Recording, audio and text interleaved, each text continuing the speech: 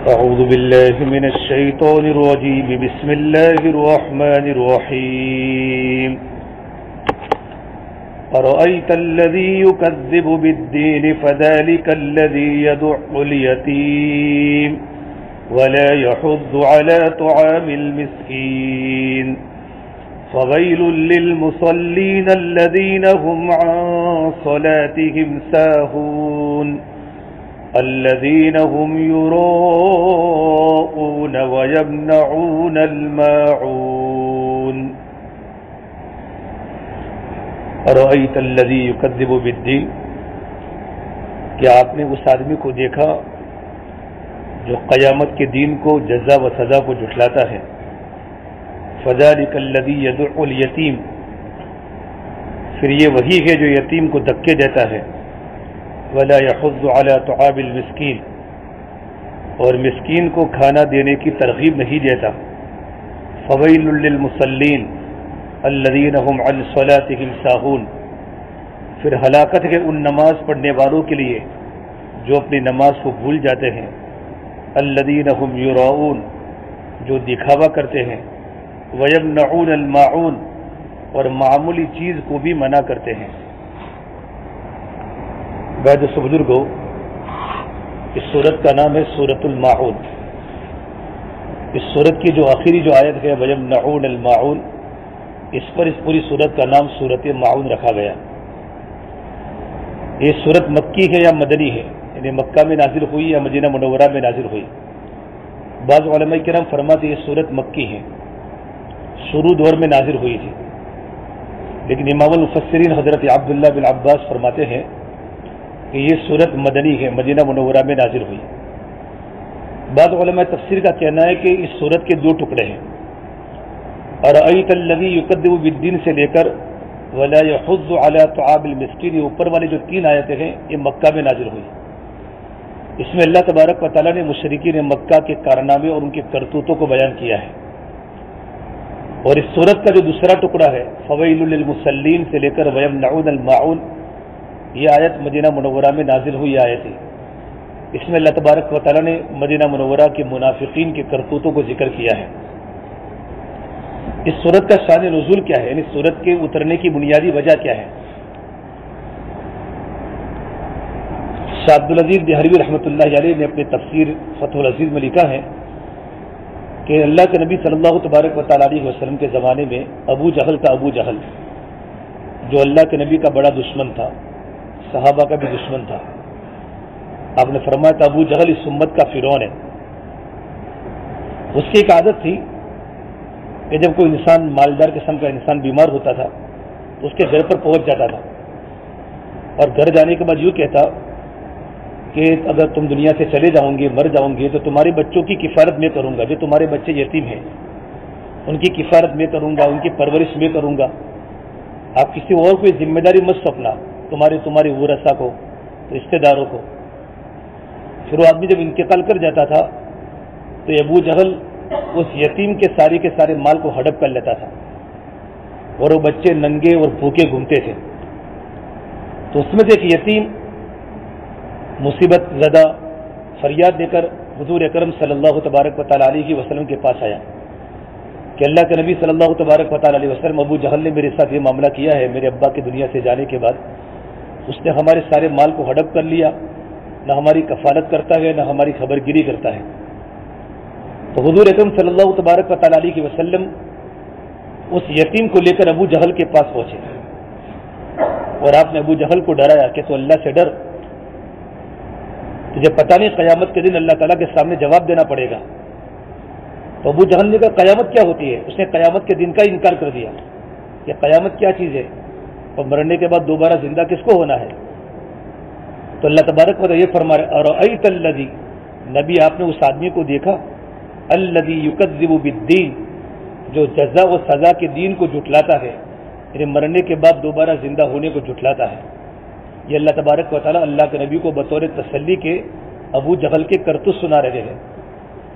اور بعض علماء تفسیر نے لکھا ہے کہ یہ آیت مشترک ہے، ابو جہل کے علاوہ عاص بن وائل، ولید بن مغیرہ اور ابو سفیان، ان کے بھی یہی کرتوت تھے کہ یتیم اور غریبوں کے مالوں پر ہڑپ کر لیتے تھے اور ان کی پرورش نہیں کرتے تھے. اس کے بارے میں آیات نازل ہوئی. اور ایت الذی یکذب بالدین، کہ آپ نے دیکھا نبی جی کہ جو قیامت کے دن کو جھٹلاتا ہے. ہمارا ایمان ہے، ہمارا ایمان ہے 7 چیزوں پر.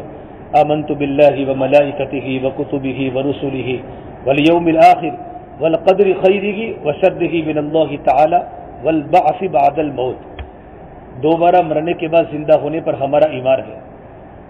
اب جس آدمی کا یہ عقیدہ بن جاوے کہ دوبارہ زندہ نہیں ہونا، وہ آدمی نہ دنیا میں اللہ کے حق کا خیال کرے گا نہ مخلوق کے حق کا خیال کرے گا. وہ اللہ کے حق کو بھی توڑے گا اور مخلوق کے حقوق کو بھی توڑے گا. تو پروردگار عالم آگے کی 2 اس کے خطرناک کرتوت کو بیان کر رہے ہیں کہ جس آدمی کا ایمان آخرت پر نہیں ہوگا کہ بھی مجھے مرنے کے بعد دوبارہ زندہ نہیں ہونا، تو اس کے کام اچھے نہیں ہوں گے. تو اس کا ایک کام کیا تھا؟ فذلک الذی یدعو الیتیم. یہ وہی آدمی ہے جو یتیم کو دھکے دیتا تھا. یتیم کو دھکے، یعنی یتیم کے ابا کے انتقال کے بعد جب بچہ یتیم ہو جاتا تھا تو یتیم کے سارے مالوں کو ہڑپ لیتا تھا.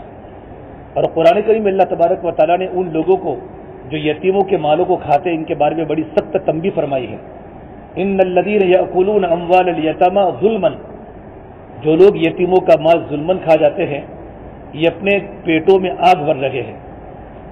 انما یأکلون فی بطونہم نارا وسیصلون سعیرا، کہ جو لوگ یتیموں کا مال ناحق کھا جاتے ہیں وہ مال نہیں کھاتے، وہ اپنے پیٹوں کے اندر جہنم کی آگ کو بھر رہے ہیں اور وہ عن قریب جہنم کی سلگتی ہوئی آگ میں داخل ہوں گے.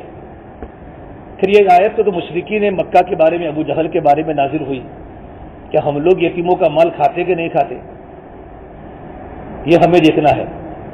ہمارے ہاں کہنے میں و سننے میں تو کوئی ہر ایک انسان ہی کہتا کہ میں یتیم کا مال نہیں کھاتا، لیکن ہمارے یہاں بھی یتیموں کا مال کھایا جا رہا ہے. بطور مثال کے ایک آدمی کا انتقال ہو جاتا ہے تو انتقال کے ہونے کے بعد اس کے بچے چھوٹے بھی ہوتے ہیں، اس کے بچے بڑے بھی ہوتے ہیں.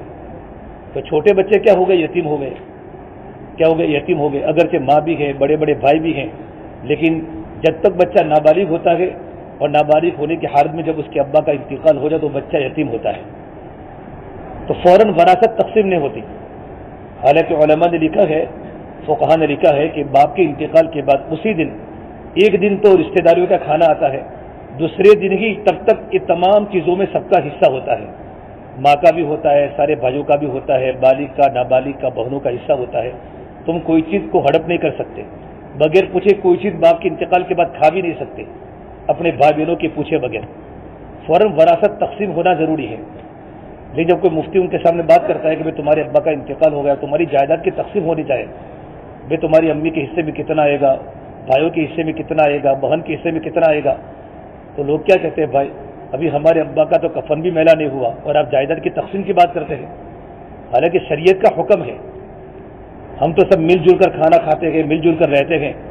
پھر کچھ دنوں کے بعد اسی گھر کی لڑائی لوگوں کے سامنے آتی ہے. یہ بھائی کہتا ہے میرا زیادہ کھا لیا، میں نے زیادہ کمایا تھا، وہ کہتا ہے میرا زیادہ کھا لیا، میں نے زیادہ کمایا تھا. اور گھر کے جھگڑے اتنے اوپن ہو جاتے ہیں کہ گھر میں پھوٹ پڑ جاتی ہے، بھائی بھائی سے جدا ہو جاتا ہے، ماں کو گھروں سے نکالا جاتا ہے. یہ ساری جھگڑوں کی بنیادی وجہ کیا بنی؟ کہ باپ کے انتقال کے بعد وراثت کا مال تقسیم نہیں ہوا. اب کسی باپ کا انتقال ہوتا ہے تو اس میں اس کے کچھ چھوٹے بچے بھی ہوتے ہیں، ہمیشہ نہیں ہوتا، 1-2 بڑے ہوتے ہیں، 3-4 چھوٹے ہوتے ہیں. اب نابالغ بچہ گھر میں ہوتا ہے تو نابالغ بچوں کا مال ہم بڑے نہیں کھا سکتے.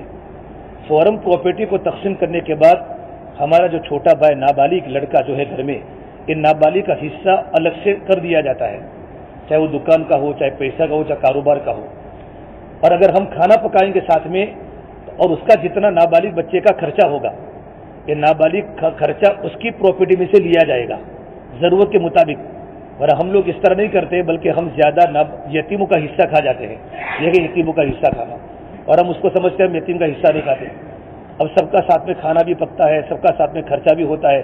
اب بڑے بھائی کی شادی ہوئی، چھوٹا بھائی ہے نابالغ ہے، باپ کا انتقال ہو چکا ہے. اب نابالغ کے حصے میں تم خرچہ نہیں کر سکتے، اس کا پورا مال باقی رہے گا. 1 روپیہ بھی بڑے بھائی کے نکاح میں نابالغ بچے کا پیسہ نہیں لگا سکتے. اگر تم نے لگا تو تم نے یتیم کا مال کھایا ہے، کیونکہ باپ کے انتقال کے بعد وہ چھوٹا کیا ہوگا؟ یتیم ہو گیا. یتیم کا مال کھانا اگرچہ بھائی نے گایا ہو یا اگرچہ ماں نے کھایا ہو تو اس نے اپنے پیٹ میں کیا بھری ہے؟ آگ بھری ہے. تو علماء نے لکھا ہے کہ اگر مثال کے طور پر اگر ہم نے ہمارے بچے کو کپڑا پہنایا عید کے موقع پر، تو بچے کا کہ بیٹا یہ کپڑا میں نے تجھے پہنا دیا، تو یہ بچہ کپڑوں کا مالک ہو گیا. बात समझ रहे हो ना? अब ये कपड़ा पहनता था, फिर वो कपड़ा उसको छोटा पड़ा। अब छोटे बच्चे को हम कपड़ा नहीं पहना सकते। हमारे घर की सारी औरतें बड़ी लड़की के कपड़े छोटी को पहनाते हैं, बड़े भाई के कपड़े छोटे को पहनाते हैं, ये हक नहीं है। और अगर बड़े भाई के कपड़े अगर छोटे भाई को पहनाने हैं जो उसकी साइज के बराबर हो गए, तो उसकी मौजूदा कपड़े की कीमत लगानी पड़ेगी, और मौजूदा कपड़े की कीमत लगाने के बाद बड़े भाई के हिस्से में उसको अलग से रखनी पड़ेगी कि बड़े भाई के कपड़े का हिस्सा है।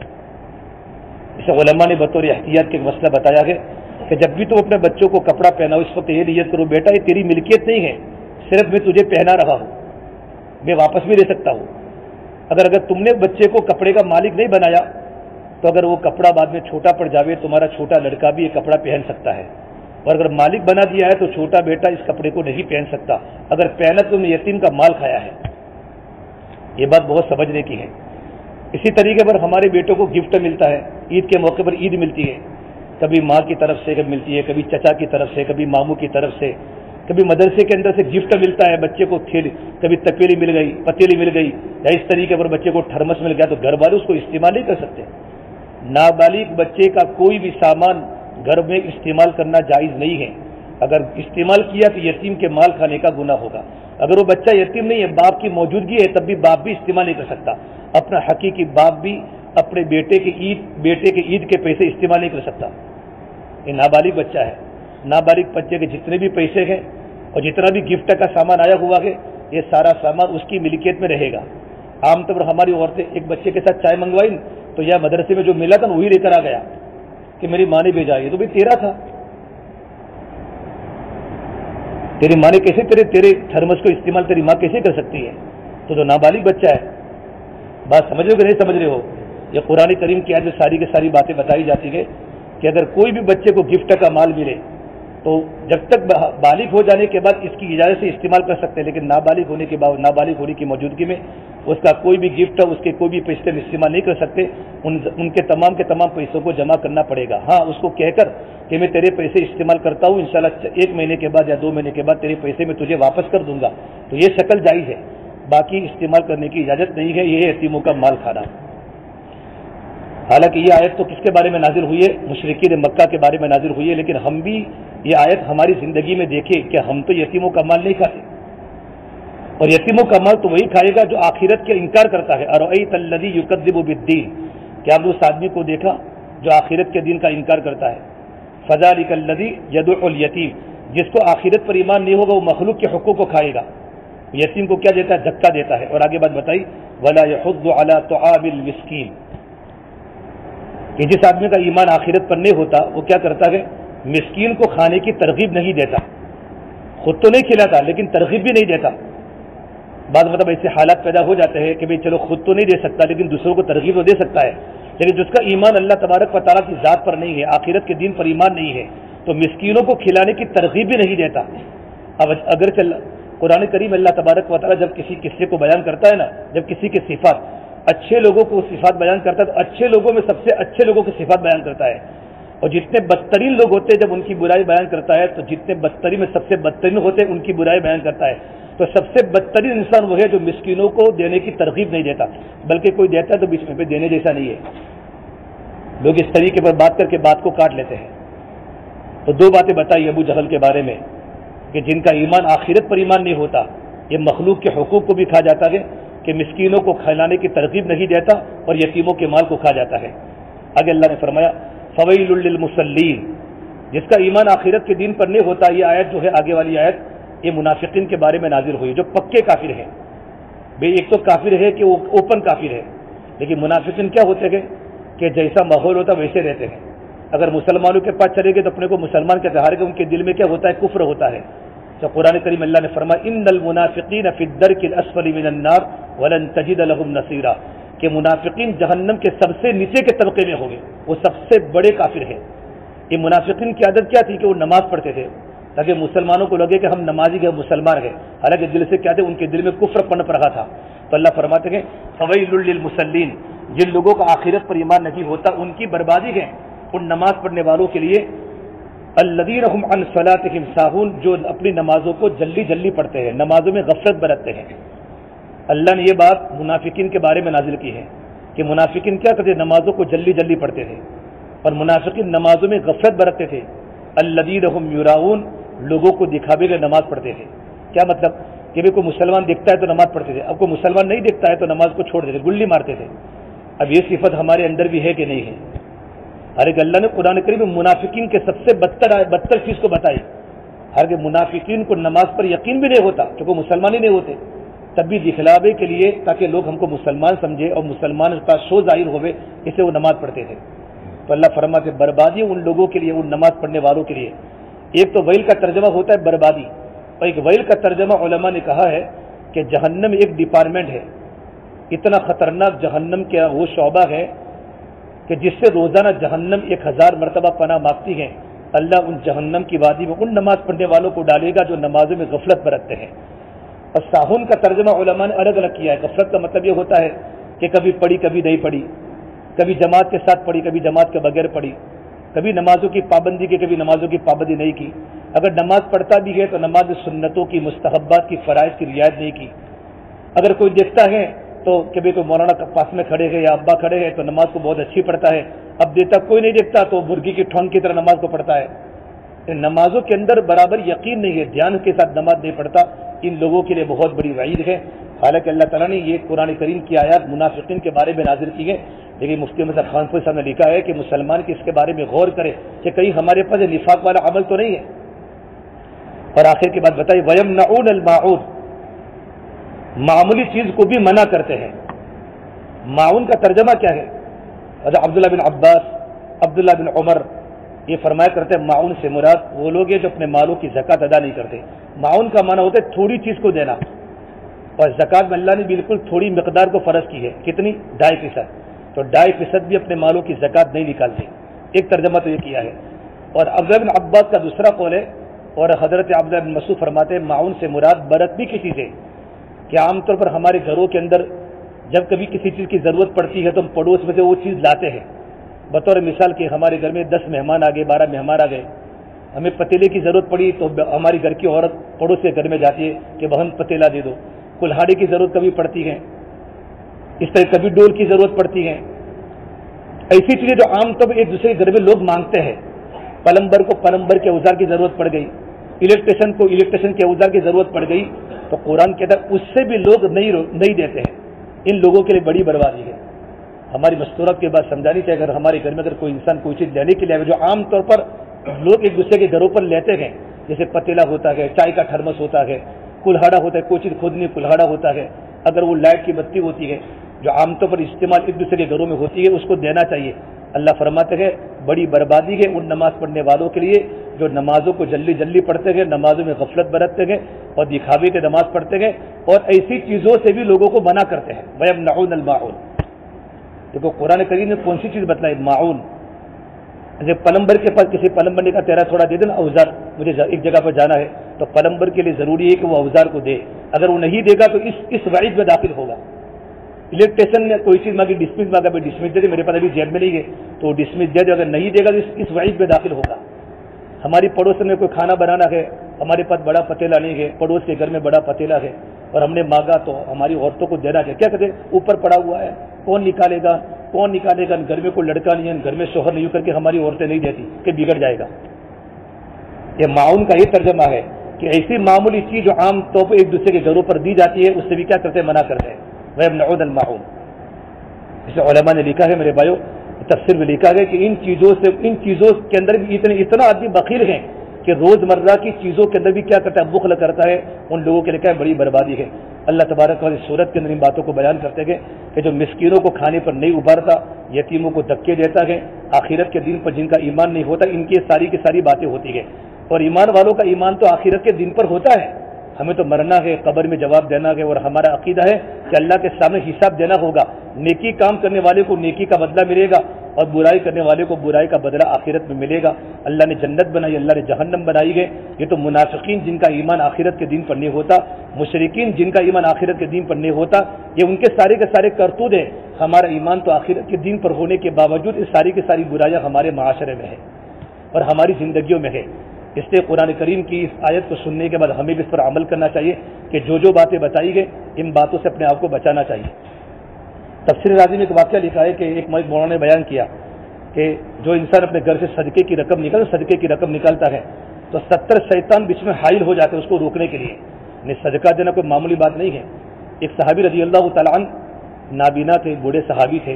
انہوں نے اپنے گھر کے اندر ایک رسی باندھی. جب کوئی فقیر گھر کے آگے سوال کرتا تھا تو نابینا صحابی اندھے تھے, رسی کے سہارے چلتے آتے تھے اور سائل کے سوال کو پورا کرتے تھے. تو ان کے لڑکوں نے کہا ابا جان آپ ایسا کیوں کرتے ہیں, ہم تمہارے بیٹے ہیں, آپ کہیں کو ٹھوکر لگے کہ گر جائیں گے. کہ بیٹا سوال غریب کا نہیں ہے, غریب کو تو میرے در سے بھی ملے گا, کسی اور کے در سے بھی ملے گا. مسئلہ میرے ایمان کا ہے.